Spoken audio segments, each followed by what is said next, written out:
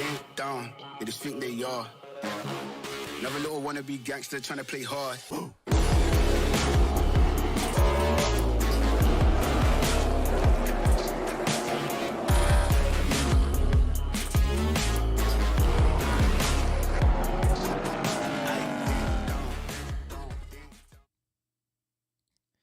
Welcome to the JC Shaw Motorsports Podcast, Episode 4. I'm Jaden Kurtasi, driver of the number 11 Outlaw Late Model, Sportsman Late Model, and Super Late Model. To my left, I got Parker Tatro. He's joining us tonight. Yep. I don't know how I got dragged into this, but we're here. I'm Parker Tatro. I drive the number 98 MCR Dwarf car, former Absolutely driver of the 4S. Dude pops more tires than a freaking semi on a highway. Do you mind, man? I mean, you don't got to talk bad about me already. I'm your guest. My bad. What's this about? Oh. Unreal. Anyway, I'm the former driver of the 4S Micro Sprint for Tatro Racing, and now I drive the number 98 MCR Dwarf car. So, quite the switch up. Yeah, you went from dirt to asphalt. That's a big switch up. A little bit, but, it is what it is, and I've been enjoying it so far, despite the flat tires. I think we're going to have a bright future with it. Did you turn your mic back on or no? I did. Okay, cool. I didn't forget. I'm not going to talk. That part. I'm not going to be mute. So. Yeah. So today's podcast, we're pretty much going to talk about the lack of respect in our local short track racing community, which there's a lot. Oh, yeah. So, but first off, we're going to start off with my future plans for racing. Right now, not too sure what we're going to do. There's talks of me moving down to North Carolina. I'm going to get my own place and probably going to run some late model stocks. Those seem to be my kind of car. I definitely enjoyed running those. That was honestly the most fun I've had at a racetrack in a long time, I could say. The tracks actually made me feel very welcome there. Track owner came up, got to know me, talked to me for probably about hour and a half. He was talking to me for a while. That's awesome. Getting some input and info about me. Parker lacks a lot of respect, Zach. What? This is the cool part about live stream here. Yeah. Zach Nichols in the comment section freaking commenting. Parker lacks a lot of respect. On Oh. iRacing and Call of Duty, yeah. I'm the most disrespectful man when it comes to the online world. When you meet me in person, I'm a completely different man. Let's not get too far Don't let here. Zach, paint the picture wrong. No. Zach, you will be disabled in chat if you continue this banter. So relax, bud. RJ will get the moderator out and have him set him to timeout. We'll just go ahead and mute him. But back to our topic. So moving down to North Carolina, that's the plan. The Outlaw is up for sale right now. We did take it down just in case we sell the Sportsman and Super. So if we sold all three, I wouldn't have anything to run next year. So right now, we still plan on racing the Outlaw. If you do want to buy it, let me know. We'll get in touch pretty fast with you. I mean, the sooner we get the money off of that, the sooner I can get down south. So, but moving on. So the lack of respect at our local short tracks. Oh, yeah.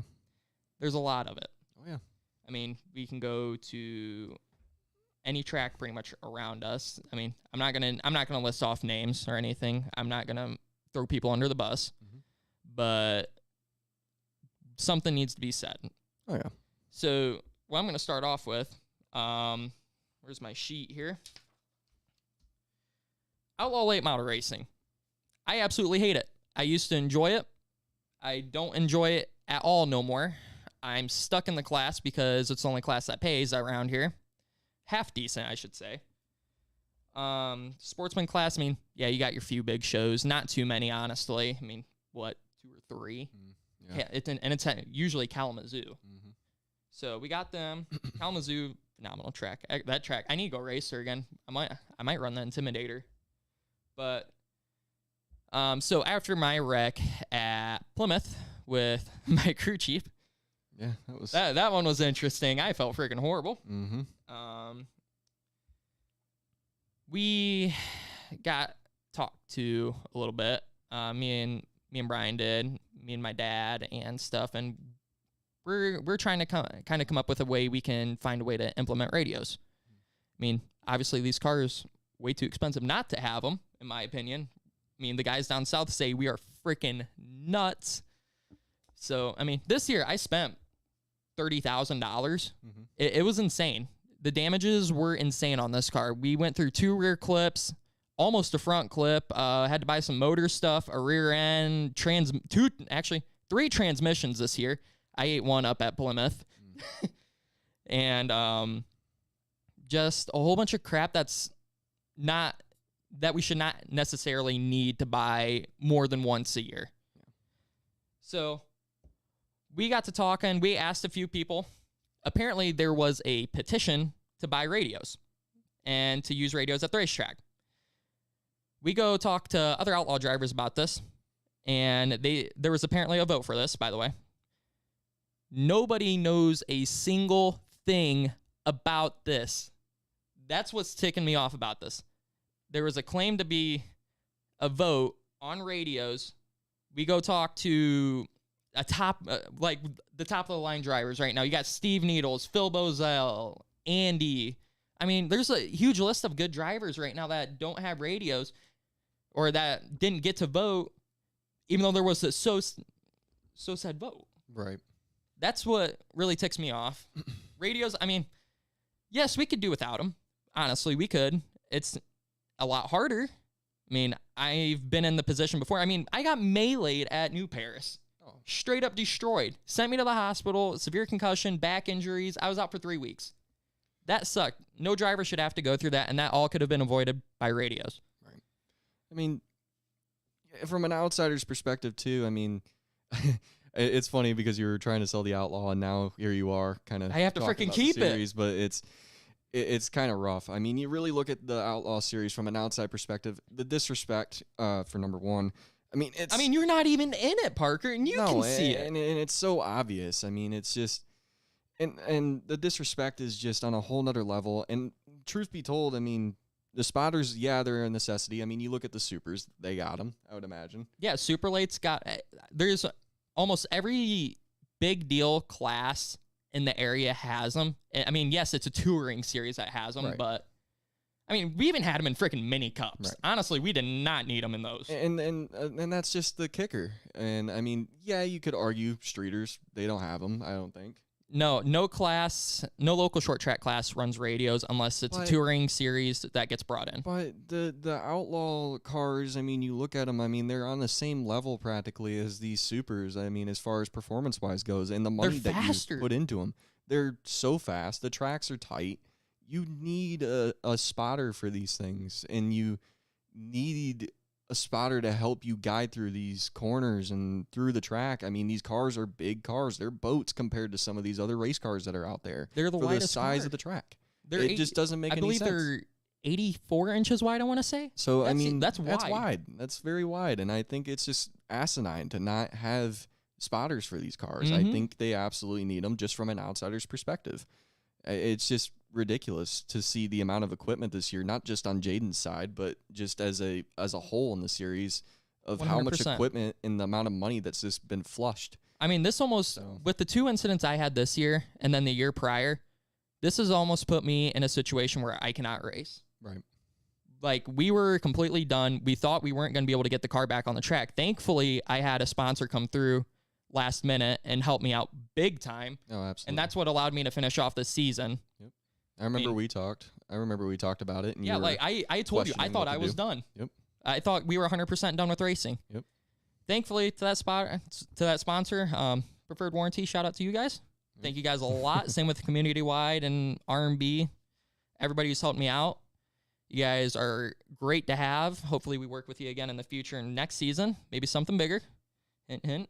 But oh, the paper's freaking blowing around. We got the fan going. I feel like we need to tape it. No, that wasn't the fan. That was you. No, it wasn't me. That was you. Oh, you shoot. Went, and it blew it across the table. But yeah, spotters it's just stupid not to have them. Absolutely. I mean, I'm not trying to rain on anybody's parade. No, not at all. But spotters need to happen. Hands down, needs to be a thing. For the Outlaws, I'd say absolutely. Or at least at a driver's meeting at the next race, let us all vote in person if we can have spotters and do a hand vote. I don't want no freaking ballot count because I know that will go the complete opposite way to no radios because everybody says no radios ruins racing. Or they say radios ruin racing. My bad. No. Not at all. It's going to bring blocking into it. Blocking only happens if you got two idiots, one in the spotter stand and one on the track, right? We're going too fast to even be blocking anyways. There's no time to do it. If you're going to block, you're screwing up your line in the corner, and the guy's going to set you up and pass you. I mean, not only that, I mean, I come from the open wheel world, I guess, of things with go-karts, and not only that, the micro sprints. And I mean, we didn't have radios in them, but we already knew that. You guys kind could of almost etiquette. see all around you, though, too. No, and instead of blocking, and I guess in the micro sprints, you had slide jobs that some of them were just ridiculous. To be completely honest, you need to chill, dude. Will commented in the chat and said you're huffing and puffing. Mm-hmm. So, yeah, you need to relax. Yeah. So, sorry, I'm getting worked up, guys. But, I mean, in the micro sprint world, you had slide jobs, and typically whenever somebody threw a bad slide job, if you had the option to, you go down the next corner, you give it back to them. And unfortunately, in the asphalt world, or I guess in the closed fender world, I guess in this conversation, I mean, typically you throw a bad block, I don't know about you, but I'm shipping you. I'm going to give it to you.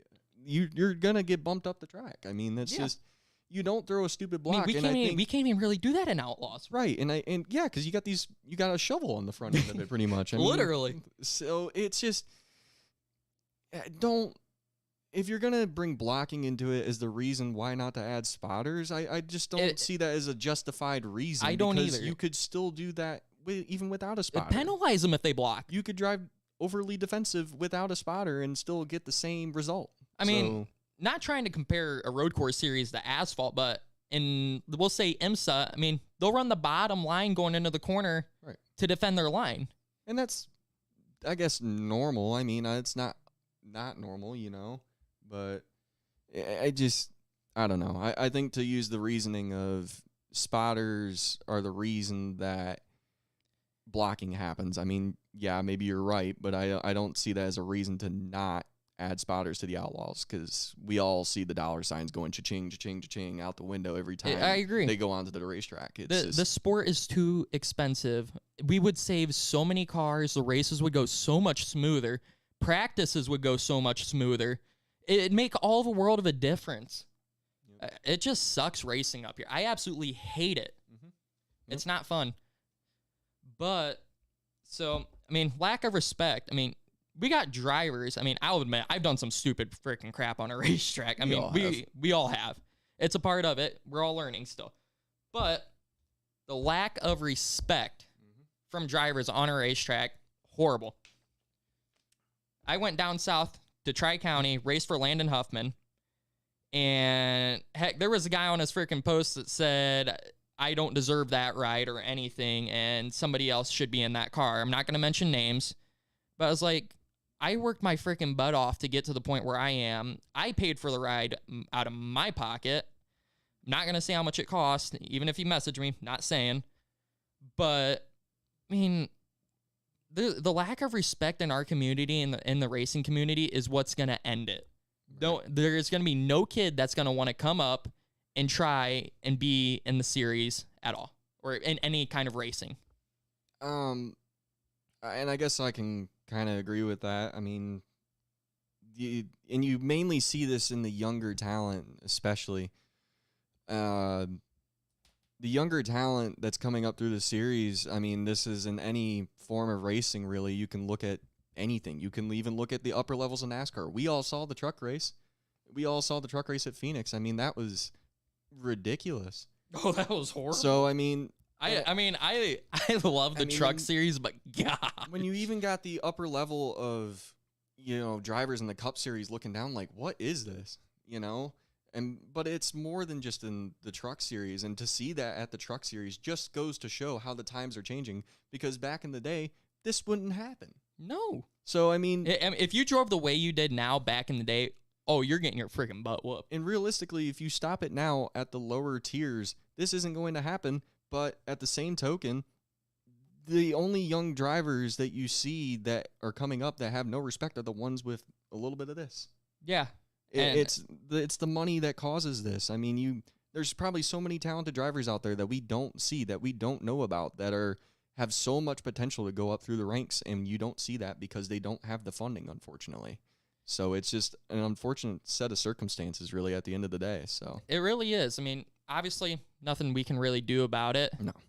It really sucks. It really does. I wish all of us drivers would get together and we do something about it. I mean, we actually all did try at one point.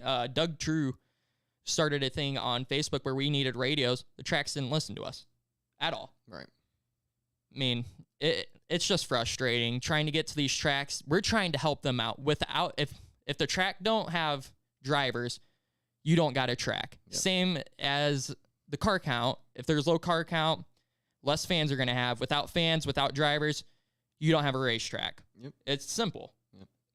Listen to the driver's feedback. And that is the biggest thing, too, when you really think about it. Are tracks listening to drivers enough? No. Not one bit. No. I mean, you guys even have trouble. You had trouble with micro. And, you know, I'm not going to name drop the track because I pretty much raced my entire life there, and I'm not going to sit here and name drop them, but I will speak to this. You know, we worked with a local racetrack that was around my area that ended up moving on to run different vehicles, which, by the way, is... That was a fan that time. Yeah, that one was definitely a fan. But they ended up moving on to race different vehicles because at the end of the day, we weren't bringing in enough fan count. Why we weren't bringing in enough fan count, I don't know. But I will say the car count was actually good at that track. It was starting to die at the end. Yeah. It was dying at the end. I mean, even though I pretty much went the entire year. For it being a track like that, though, that wasn't horrible, I don't think. No, and I mean, it's grassroots. I mean, you can't expect an IndyCar facility, although the owners may have expected that, and I think many will agree in that picture that that's what they expected. It's not. It's not an IndyCar facility. Can you run it like an IndyCar facility? Maybe, but at the end of the day, we're a local short track. I mean, you can't run this like it's NASCAR and think you're some big league that's going to go out here and make a difference. You're growing the sport. You need to focus on these drivers and what they are saying, even the older generation. And these younger talents that are coming up, they have a lack of respect. They go up in the upper series, and you see what you've seen at Phoenix in the truck series. I mean, I'm just saying Winchester 400 was a great example between Ruggiero and Nassi. Yeah. That was a great example of lack of respect. Nassi, class act driver, one of the best super late model drivers, I would say, to exist, and just pretty much get shoved up in the marbles unfenced. Yeah. I mean, Nassi's done some questionable things, though, but I think every driver has. No driver's a saint at the end of the day. I mean, we all make our fair share of mistakes, we're not professionals. We're drivers trying to make our way through the ranks to get to be what they call a professional. Yeah. I mean, we're probably the first thing from a professional, and probably will stay that way, but I mean, we all have the mindset here, then the understanding that respect is everything on the racetrack. You're going to race how you want to be raced, in my book. So if you race like that's the way I'm going to start racing. You're going to get raced like a butthole. If you door me, I'm giving it to you 10 times harder back. Exactly. I don't care no more. I mean, look at Tony Stewart. Look how he went through his entire career racing. Yeah, and then people started respecting him. Yeah. I mean, some didn't. Some found out the hard way. Joey Logano is a great example of that. Mm-hmm. You know, when you look at the upper series. Logano and Kansas, that was a good one. And that was a spicy one. But it's just... Tracks need to start working on these things where they focus on the drivers and the respect levels and making sure that they groom these drivers to where, hey, we're not going to take any of your BS. You want to know why? Because when you get up here, they're not going to take any of your BS. And NASCAR really needs to buckle down on that themselves. I think we can all agree on that. Yeah. But these short tracks aren't doing a good job with policing it either because guess what? It's slipping through the cracks, and you're seeing it in these upper series. Yeah, so definitely. That's the truth. I mean, the way I look at it, our future for our sport that we love and we call home is at great risk within the next 5 to 10 years. I mean, a lot of the guys who are racing are older right now and are possibly going to be out of a car here within the next 5 to 10 years. Yep. And without them on track and no younger kids coming into the sport, it's toast. It is. There's going to be freaking 3 cars. I remember back in the day when I was coming into the sport of racing and everything, and my parents, God bless them, I know... We got a quick phone call here from Matt Kemp. Guys, Matt, say hi to the people on the podcast. Hi. Where do you guys want to go for supper? I freaking texted you.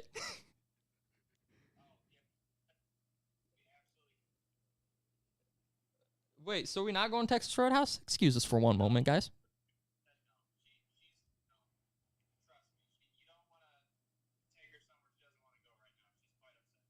All right, Chatters?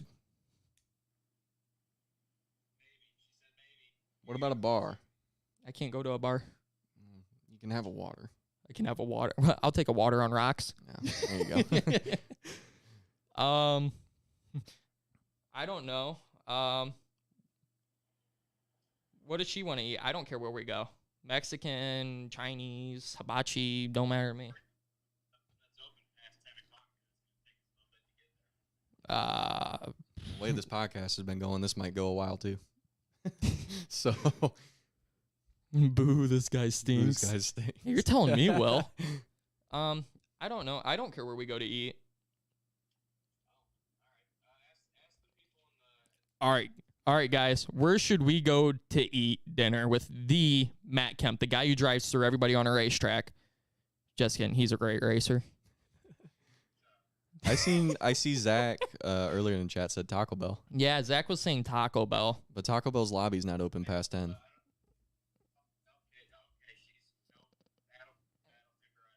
Oh, no. Don't do that one, Parker. That one ain't happening. Not happening. Yeah. I don't know. We're almost done with the podcast. Ladies are mad, folks. Ladies are mad. All right. Say bye to the people, Matt. All right, goodbye. All 6 of you are. Hey, there's 7. There were 8. Oh, my God. All right. See you, Matt. After that rude interruption, let's get back into the podcast. But I remember when I was growing up and my parents, they bought me my first kit cart. Shout out to them. God bless them. There were so many different kids in the class whenever I started racing at first. And even going up through into the middle ranks, into the junior sportsman go-karts and everything. I mean, had to have been pushing 20 go-karts at the time. And even Zach, whenever him and I grew up together, there were so many, and he could vouch for this, there's so many different kids that were in our class, and now you look at the class and it's just dead in the water. It is. The mini wedges are dead. I mean, mini cups. I mean, and it sucks because the mini wedges are new to the scene, but you look at them and the car count's just not there. I mean, at first they were great. No, yeah, at first. And now they're dead. Yeah. The kids are losing interest in the sport. And it sucks too because I feel like families, it's a rough scenario because, the economy's rough these days. Families. Oh, definitely. Some families can't the afford economy it. don't help at all. Back then it was much different times, but yeah, that's just the way I see it, is just families are not getting them involved. I mean, sports, of course, are always going to be thriving. I think they'll thrive for years to come, but with basketball, football, and all those things. But you look at racing, the sport is truly dying. You don't see all of us drivers that are in this top class at these local short tracks. We are role models to these kids. They see us wreck. It don't look good for us. It don't look good for the track. It don't look good for anything. Yeah, it makes everybody look really bad. It does. But I don't know. I'm just a driver. My opinion don't matter. So. And tracks, unfortunately, make it that way. I've experienced it from track to track, although I will say there's been a few tracks that I've been to recently that have been doing a really good job listening to the drivers and making those improvements. But there's a bad batch of apples that are still out there that are still doing this, and I don't know what it would require. Would it require a change of management? Would it require a change of heart? Or would it require just a drastic thing to happen, which always seems to happen in this sport of racing, where something drastic has to happen in order for something to change? It's been the trend. It's how everything goes. But I mean, yeah, people are gonna say that I got daddy's money. Yeah, my dad helped me out a lot. Screw off. You were not helping my situation. People say I got a buttload of daddy's money. I mean, yes, my dad got me started into racing. He helped me get to where I am now. This whole entire season that I've raced this year has all been out of my pocket, and same with the big wreck that I had last year. Every bit of it out of my pocket. He did not pay a single dime in it. It has all me. I pay for tires. I pay for fuel. I pay for my dad's truck fuel to get to the track. Yeah. Because the way I do this, I work my freaking butt off. Right. People think my dad's just giving me the whole entire world. I mean, yes, my dad has invested a lot into my racing, but it all stops at some point. I mean, a lot of people are giving me the excuse, oh, you got daddy's money. It'll get fixed. It'll be better than ever than next time. You got the best of the best stuff. I do not. Our car is a mediocre car. I just drive the freaking living crap out of it, and I got a good setup guy. Yeah, for sure. A great team and good setup guy and a good driver, all mixed well, you can have a really good car. You don't need the best of the best to go out and win an outlaw race. Does it help? Yes. Do you need it, though? No. I mean, eventually the top guys are going to freaking take each other out anyways. I mean, look at the last Grand Slam race. I think we started off with 24 outlaws, 27 or something like that. Finished with, I think, 8. Yeah, I mean, that's just that. There's no reason for that to happen. The Reveal the Hammer series, I absolutely love that series. I want to go try it out next year. That's one of our, I think we're actually planning on Berlin right now. They raced at Owasso, 30 plus cars for this race, 10 finished. It's pathetic. It is. Radios will save race cars. Radios will save money. And of course, I mean, even with radios being implemented, mistakes are going to happen. Yeah, I mean, nobody's perfect. It's not going to be. You have a lot better of a chance, though. It's not going to be a regular like it is now. No.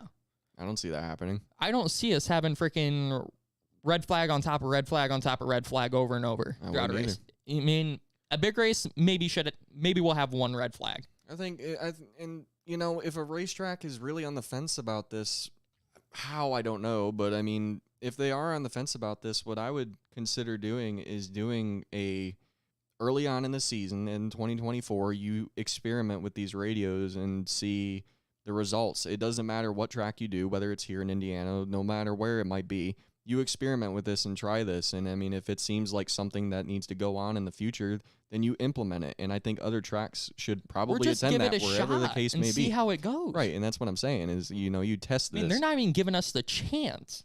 And that's ridiculous. I think you have to give it a shot. I agree. I mean, when I went and raced down south at Tri-County, I felt freaking safe with the radios. If you don't have radios, stop. I know you're about to laugh.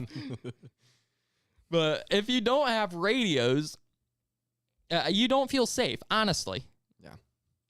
Yeah. I mean, like I said, the wreck at New Paris, 100% could have been avoided, even though I got beelined freaking straight to the wall. And the GoPro footage, if you guys go watch that vlog, I don't think I actually vlogged it. I think it was just a race.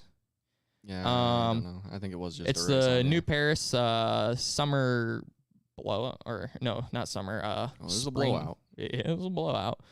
What was that race called? It's Spring something. Spring Sizzler? Yeah, we'll call it Spring Sizzler. I don't know what we named it, but I don't know. If you go watch that race, you can literally hear the dude throttle up. Every guy that has talked to me has said that dude intentionally wrecked me, and I believe it. I don't know why. The dude's always had beef with me for some reason. I've never done anything to the guy. I always actually looked up to him and thought he was a really great guy. Everybody hates a winner. Everybody hates a winner. Everybody hates a young winner. I mean, this goes for any class, though. Any series, any division, any class. It don't matter. Everybody hates the young guy that can go out and win. I mean, it's just pathetic how everything is nowadays with racing. I mean, I've honestly lost a lot of interest in it. I don't feel like I'm at home no more at my local short tracks. But and I think to one of the I commenters' agree with Will points, there. Will just one of the commenters' points. I mean, with Will, I think a sanctioning body would be beneficial. Absolutely, it would be. Absolutely. I mean, none of the tracks even want to work together. No, it's always a competition. It is. I've heard rumors even of a specific track owner, not gonna, like I said, not naming names, that said we can shut down all of our local short tracks in the area if we wanted to. Yeah. Look how they're doing now. Parker, you know what tracks I'm talking about. Mm-hmm. They are doing horrible. Yeah. And you just...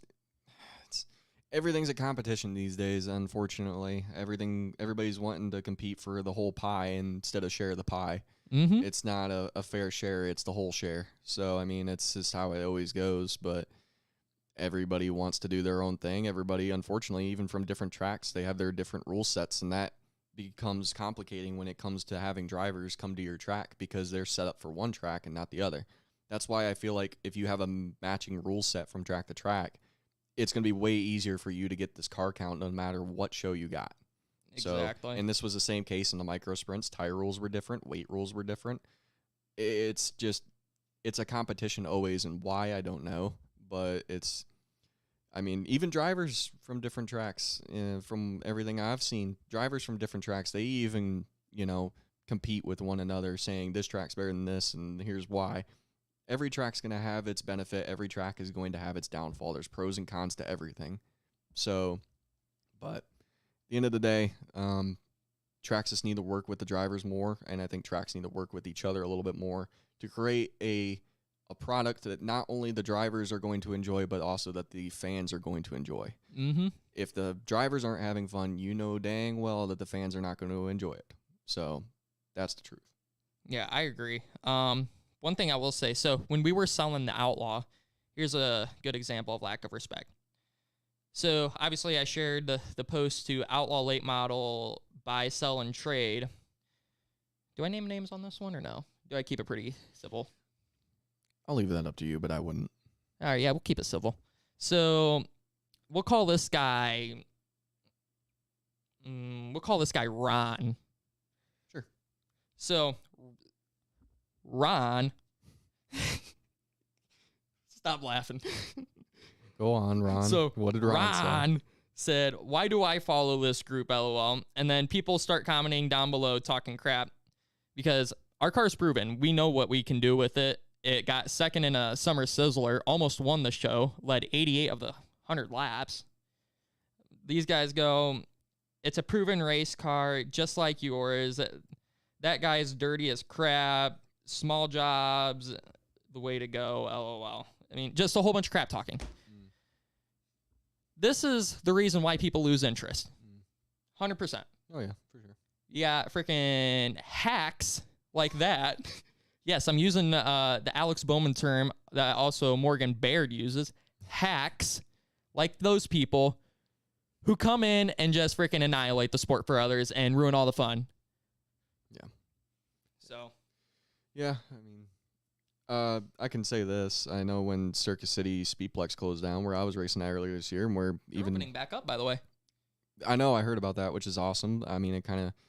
I wish I was still racing micro sprints, but even that drive was a bit far. I'm gonna say that payout wasn't even worth it for you either. Not at all. And unfortunately, I hope that changes, but I don't want to badmouth the people that came back in and swooped in and helped get Circus City Speedplex back on its feet last year, because the truth be told, that the future of that track just wasn't for certain even before that season started. So the fact that they even got on their feet to do anything that year was pretty impressive. Yeah, I agree. But that was a fun little dirt track. I got to hot lap your micro there. He did get to run my micro and was I didn't get to going race run it. Wish I did. He was going to get to race it, but things fell through, and is what it is. I had to sell just because of logistically. It just didn't make any sense. But I know when that track closed, there was people going on Facebook, and I even commented on theirs, singing their praises on how good they were doing because they were working on it for a track that had no sponsorship. I like how they had their practice day set up. Oh, it was perfect. It was perfect. It was easy to walk in there and get your laps in and move on.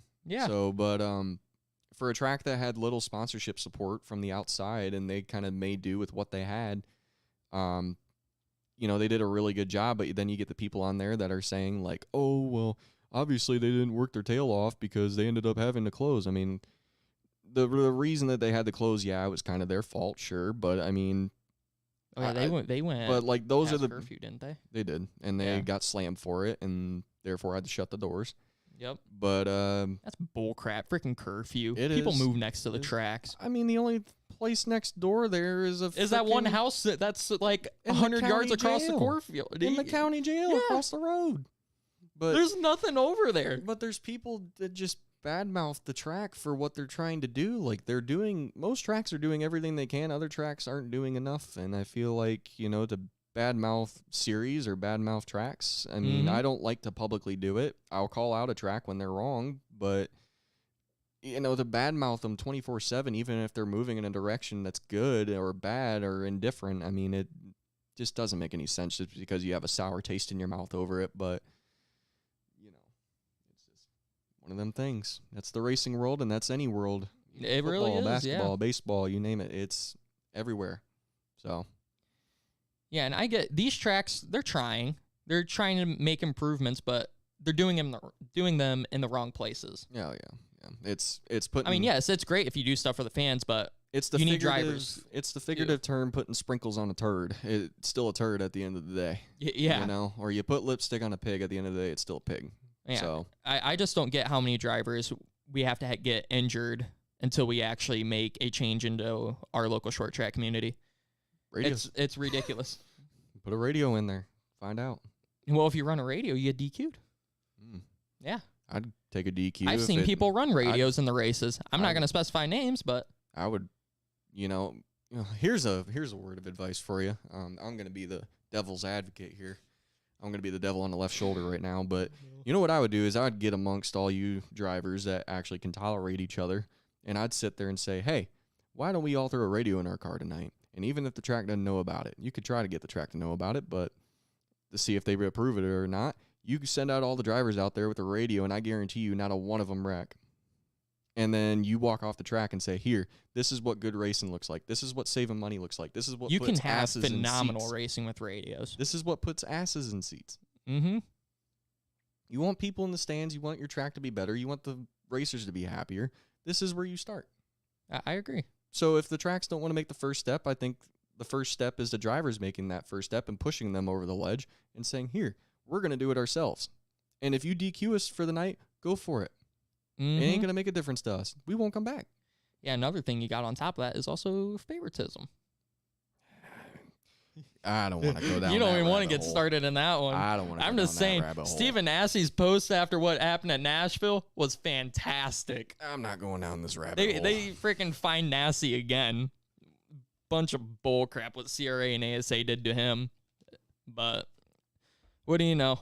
What can you do? I ain't going down this rabbit hole. I could preach Oh, I think we all could. I've been accused of favoritism even, and I've been accused of cheating, I don't think I'm good favoritism, and enough to all be- that. I don't think I'm I think I'm the least liked driver at the racetrack with the biggest YouTube fan base because nobody else does it.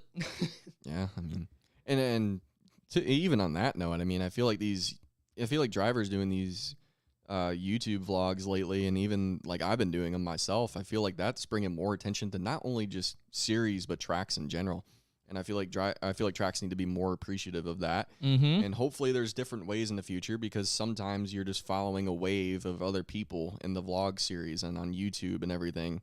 Hopefully there's new things that'll come into to benefit that, but I feel like tracks and even series need to be more appreciative of that. Yep. I know there's some out there that are, like the MCR Dwarf Cars. I know they are so appreciative of that, and I'm very appreciative of them for everything they do because they do an excellent job. And that's why I'm a part of that series now. And that's why I support that and the tracks that they go to, because I know they're appreciative of us. The MCR Dwarf Car Series, the owners of that series, are appreciative of the drivers, and therefore you have a great product. You need to work together. There has to be communication. Yeah, the Dwarf Car Series product. is a blast to It's run. thriving right now. It's thriving. It's growing more than it ever has. Oh, and with the Legend and Car Series shutting down, freaking MCR is about to be even bigger because all them guys are wanting to get a dwarf car. That opens up a bunch of doors. And even, dwarfs are going to have like 30 cars here eventually. And I mean, it's going to be insane. Even me leaving the micro sprints, I've had guys reaching out to me asking about dwarf cars, and they never would have thought that they would have blinked an eye at asphalt. I didn't either. I love dirt, and he knows why. But dirt is fun. Dirt's a blast. I wish I could put a dwarf I don't car care. on dirt I don't right care now, that people say dirt is for the fields. That stuff is fun. And asphalt's for the roads to get to the dirt tracks. Good point. But now I'm racing on them, and I'm having a blast. Mm-hmm. But that's what happens when you have a series that communicates not only with its drivers very well, but also with its tracks very well. You create a good product, and you put butts in seats. Eric Kaufman knows what he's doing with that series, 100%. and he takes good 100%. feedback from all the drivers, and he puts the improvement where it matters the most. The Hoffman family does an excellent job all around with running the MCR Dwarf Car Series, and I look forward to seeing where the series goes and being involved. Yeah, they're going to Berlin. I want to rent for that. I cannot wait for Berlin. Berlin's going to be a blast. Berlin is going to be amazing. Yeah. Even being a dirt guy myself, I know the prestige of the Berlin Raceway, so I'm really looking forward to being there. So, but, well, Parker, looks like we're at 40 minutes on this podcast. We can keep going. We can keep going. You want to keep going?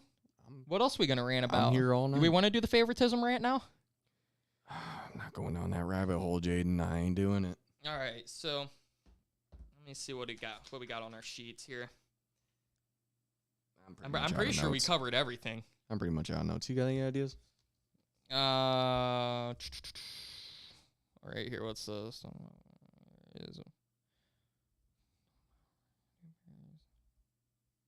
Okay, so actually here, I'll go on something here real quick. So speaking back to the wreck of New Paris, we went to the Gambler at South Bend Motor Speedway. What was that, like 3 or 4 weeks, like a month later, something like that? Mm-hmm. Yeah, about a month later, just over a month later.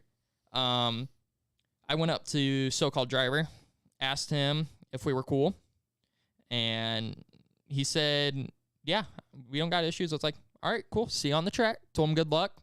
He told me good luck. We seemed civil from there. In the race, that dude would not get close to me with a 10-foot pole. I mean, I was not scared to wreck anybody, I'll be honest. But that race, I mean, obviously, I don't want to repair another freaking race car, so I'm thinking on the brighter side, I don't want to freaking pay another $15,000 on a whole new race car again. I mean, my Outlaw's pretty much been built brand new besides center section 3 times. Yeah. It's ridiculous. And then we had to buy a motor after this year, too. But, yeah, that guy wouldn't come close to me on the racetrack. It was kind of funny, honestly. But, yeah, that race was also messed up. That was only a single-groove racetrack. That was sketchy how you had to pass there. The track preparation was horrible. Yeah, I mean, and I'm starting to see becoming more of a regular lately is track prep with some of these racetracks. Some do it right, some do it wrong.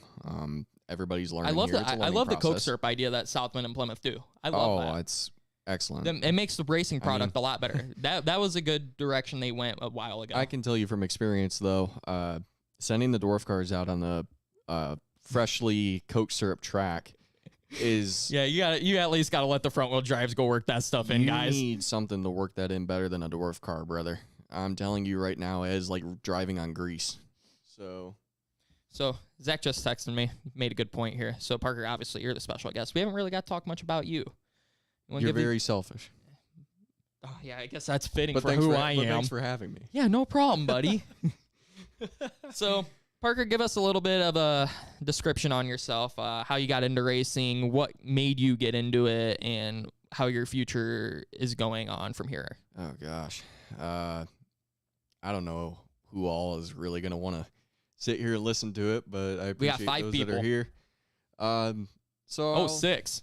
Oh wow, the 6th one joined. Welcome, viewer. Hopefully this podcast will get some more views after the fact. I'm sure it will. It always does. Definitely does. Anyway, so I guess I'll start from the beginning. I was basically 4 years old when I really started getting into racing. I didn't start racing yet. What's up? You were 4? I was 4 when I really started getting into it. Do you know how to freaking go to the bathroom or get out of a freaking diaper? Were you still in diapers? I was still pooping in my diapers. Gosh, actually, dang. I don't know on that one. That'd probably be uncomfortable in a go-kart, wouldn't it? I don't know. I mean, we'll have to try that. At 4 years old, I wasn't. At 4 years old, I wasn't racing go-karts yet. At 5 is when I started, but at 4, I really started getting into it, watching it with my dad growing up. Oh, that's adorable. I have a older. You guys brother. Get some popcorn and some candy. Oh, lots of candy. Always a brownie. Always a brownie. Always a brownie. Remove the sprinkles. It was great. What? Oh, well, yeah. do you remove this? You remove the sprinkles on the cosmic brownies? I was 4 years old. What is wrong with you? Just leave me alone. I eat them now. They're great. I was gonna say cosmic brownies with the sprinkles. That's the best part. I was a very sheltered and dumb child. Clearly. I love you, Mom and Dad. I know you're watching right now. Just blowing Parker crap, guys. Don't get too crazy on me. But at 4 years old, I started watching it with my dad, watching NASCAR, really getting into Tony Stewart. And my dad had the idea. He actually raced a little bit beforehand, not with his own car really, but at a arrive and drive series at our local racetrack, Jackson Speedway. And then came up with the idea to put me in a kid kart and move me into the kid kart series at 5 years old. And from there I went up through the ranks. It's a start for me. But so I started there, worked my way up through the ranks. I went up to junior sportsman, which is basically a restricted version of KT100. That is a KT100. KT100s are basically motorcycle engines. They're dirt bike engines primarily, I'm pretty sure. I could be wrong there. If I'm not a very knowledgeable on that. Aren't those like KTM drove. Motors? Yes. Okay, KTMs. okay. I put the piece of the puzzle together. We got it. So I went into junior sportsman from there and also did kid sprints on dirt for a while. They ran off like little weed whacker motors and all kinds of different things. So then I went into junior senior sportsman. While I was in senior sportsman, I ended up collecting 4 championships back to back, all in a row. And I'm very proud of that to this day. Yeah. Yeah. I'm proud of it to this day, so I will carry that achievement proudly. And I also did mini cup racing for a while, which I will not talk about because it was not the best time. I did have one of my better looking race cars in the mini cups, but I will not, I'm not going to address it because it was a rocky time. If they brought mini cups back indoors, I'd be willing to bust my mini cup out for that. I'll watch. I got another mini cup. I'll watch. All right, Zach, you're in the other one. So we got you hooked up, buddy. And then I ended up starting on dirt in the Outlaw mini cups at the time, which I can talk about that. Would you look at that? When you started talking about yourself, the viewers went down. I don't blame y'all. I don't blame y'all for leaving that one bit, man. I'm just screwing with you. Hey, we can blow each other crap. Yeah. So I started racing the Outlaw mini cups on dirt there for a while. And I can talk about that. I came in with a inch of a championship. Unfortunately, started having issues, and that did not happen. But I ended up moving into the micro sprints. And how much did you lose that championship by? A couple points. I ended up DNFing that night because it completely cut out and killed itself. So oh my gosh, it sucked, but it would have been my 5th one. But it is what it is. At the end of the day, it actually would have been my 5th one in a row. Now that I think about it. Dang. But, yeah. Larson status over here, guys. Oh wait, no, my bad. Jimmy Johnson. Jimmy Johnson. Yeah. So then I went into micro sprints, and I ran that in 2018 all the way up until earlier this year. And I halfway through the season after Circus City closed, and we had how many wins did you pull off in micros? Not enough. I only had 2. Trust me, I know how you feel. I only had 2 in the feature races. The seat isn't big enough. Yeah, you're not kidding. Well, we're going to have to get a freaking 30-inch bucket seat for Zach with how big he is. No we honestly might have to cut the freaking roof off just to get him in the car. Zach's going to race a drop top. Drop top. So I ended up leaving the micro sprints halfway through last year. And because it would have been a 4-hour drive to US 24 Speedway, and logistically it just didn't make sense to do that anymore. And cost-wise, we just weren't making enough money to keep that program going. And so the opportunity came around to join the MCR Dwarf Car Series, which at the time I was contemplating between 3 things. And that was either going into the MCR Dwarf Car Series, which is what I did, or going into Lightning Sprints was the second option. And then the third option was just hanging up the suit and watching from the sidelines and enjoying racing regardless. And I ended up going the MCR Dwarf Car route, and it was one of the best decisions I feel like I've made to not only bring the fun back into racing for me, because I lost my love for it there for a while, and that's why I contemplated hanging up the suit. But I really have found my notch again with racing, and I fell in love with it all over again, and I'm really glad with the choice I've made going in the Dwarf Car route. But next year is going to be my first full-time season with the MCR Dwarf Car Series, and I'm really looking forward to that. Hey, are we going to keep a tire count for you next year? You can if you want. What happened with that, I'm not going to say. I'm not going to address that. That's out of my control. I'm going to say Tristan's the one who jinxed you on that out at Plymouth, just saying. That's in Parker's vlog. Go check out his YouTube channel. I can't believe you. Parker Tatro. I want you to listen to me, Tristan. You jinxed me. You got a price on your head, boy. Better watch out, Tristan. So I don't know where the. Don't jinx me, son. Anyway. What the? Anyway. What has this turned into? I got redemption already for next year, which is crazy because I just came into this series. I didn't even I just picked up a multi-million-dollar sponsorship. Did I? No. Oh. If I did, I didn't know about it. Was it through Hoax Graphics? No. I don't know. No, you get discounts on your wraps. That's your sponsorship. So, it's going to be fun going in full-time next year. I feel like I already got redemption that I need from this year, which is crazy to think about because I just came into this series. Wait, so what's that redemption? I need to finish a race in the top 3. Oh, I thought it was blowing tires. Or just get a win. Well, I blew tires, yeah, but that's why I need redemption. Okay. I feel like I was in a position to win not once but twice, or in a battle for the lead in one way or another, and just, bad luck. And you did have some freaking bad luck though. Me and Parker, we're gonna line up 1 and 2 on the second restart at South Bend. I followed him through the pack. Lap 1, I sent it 3 wide just to try to keep up with you. Yeah. On the top of 3 and 4, so I was in the marbles. Yeah.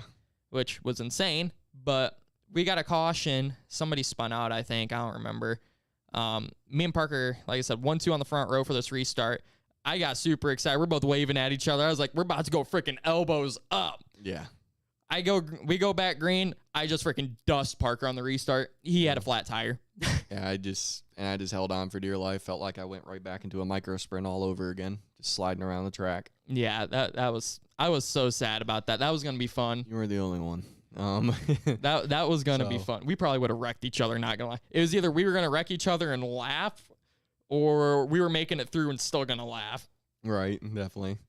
And that's just the fun of it, and that's why I'm glad I'm in this series now because I'm racing with friends again, and I wasn't doing that for a while. And then you got micros. Matt Kemp leaving. And Matt leaves. I mean, unreal. I'm depressed still to this day about that. But Hashtag GoFundMe Matt Kemp. I know Matt's going to be doing great things moving on, whether it's with or without racing. I know he's a great guy, and much love to him. We miss you, Matt. We miss him. Obviously, he still comes around in our group chats and everything every now and then. So, yeah. But that's our brother, and we love him for sure. But I'm definitely going to be doing full-time next year for sure. Now, let's get personal about what happened lately. What's that? Let's get personal about what happened lately that we don't want to say. What's that? About my personal life? Yeah, no, we ain't getting into that. No, let's not do that. I could do that, but I'm not going to do that. I will be respectful no matter what you choose to say about me. Mm-hmm. So, anyway, I'm going to make it a point. You mess with Parker, you mess with the gang. We want to dress We'll come get you. But and we ain't joking. We may be 3 hours away, but we'll come get you. Right. But I'm going to run next year full-time in the MCR Dwarf Car Series. After that, it would be, in 2025, will be my 20th year of racing. Jeez, how old are you? 25. Freaking old hack. Been racing since a little baby, since I was just a little boy. Next year is my... I started when I was 9. Zach, if you're still in chat, how long have you been Next racing year's my for? 12th year. Next year's your 12th year? Yeah. I don't even know. When did Matt start? Matt started... I think Matt started the same time I did. Did he? In mini cups, yeah. Maybe. Yeah, because I did karting for 4 years. I think. I don't know. I think me and Matt are very close on our starting time for racing. Will just said that I'm going to send a strongly worded email. That is in reference to the situation. Do it. But we're not going to do that. Well, you got my permission. So Zach's been also racing since 2005. No way Matt's been racing that long, Zach. So Zach and I will pretty much be both racing. Oh, wait. 20 years. Zach was racing 2005. I'm a moron.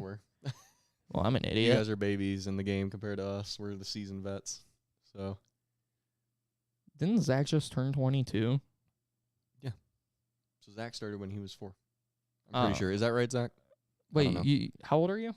23. I'm going 24 next year. Gosh, dang. Mm-hmm. You guys make me feel a little bit younger. I feel old. Good. So, but after get out that, of the sport, you disrespectful driver.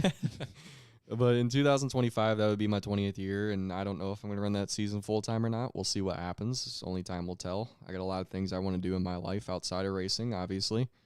racing is a big part of my life, but at the end of the day, you got to make a living. You're pretty much born and raised into it. So I might hang it up for a while and come back. Who knows? But after that season, you we'll can't. see. You say that now, you will not leave that driver's seat. I will put money on that. I've talked about it before, and I was like 17 years old when I said I was going to See, do that. that's the dumb teenage years right there.